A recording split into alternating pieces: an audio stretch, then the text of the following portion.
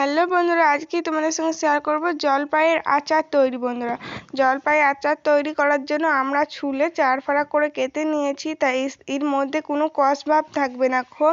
তারপর কড়াই চাপিয়ে দিয়েছি। কড়াইয়ের মধ্যে দেখো বন্ধুরা, এখানে কিন্তু আমরা তেল দিয়ে দিয়েছি। তেল দেওয়ার পর কিন্তু এখানে আমি একটু জিরে দিয়ে দিয়েছি। তো জিরে দেওয়ার পর অনেকটি টেস্টি হবে। তারপর বন্ধুরা 5 ফোড়ন দিয়ে দিয়েছি।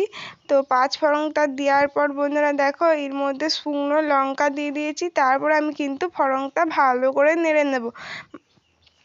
তো ফোড়নটা নাড়ার পর দেখো, এখানে কিন্তু জলপাইগুলো কিন্তু আমি তেলের মধ্যে দিয়ে দিয়েছি। তেলের মধ্যে দেওয়ার পর নাড়ার পর ভেজে নেব। তো এর মধ্যে আমি নুন আর হলুদ দিয়ে দেব। তো আমাদের ভাজলে এই জলপাইগুলো অনেক সুন্দর হবে। তোমরা এভাবে বাড়িতে জলপাইয়ের আচার তৈরি করে খাবে, তোমাদেরও খুব খুব ভালো লাগবে। তারপর দেখো বন্ধুরা, আমার গলে গেছে, তো জল দিয়ে দেবো। এরপর কিন্তু জলটা দিয়ে দেওয়ার পর আমি কিন্তু এখানে গুড় দিয়ে দেবো। তো গুড়টা দেওয়ার পর কিন্তু আমি ভালো করে সুন্দর করে নাড়ার পর কিন্তু অনেক টেস্টি জলপাইয়ের আচার তৈরি হবে। তোমরা এভাবে বাড়িতে তৈরি করে খাবে, তোমাদেরও খুব খুব ভালো লাগবে।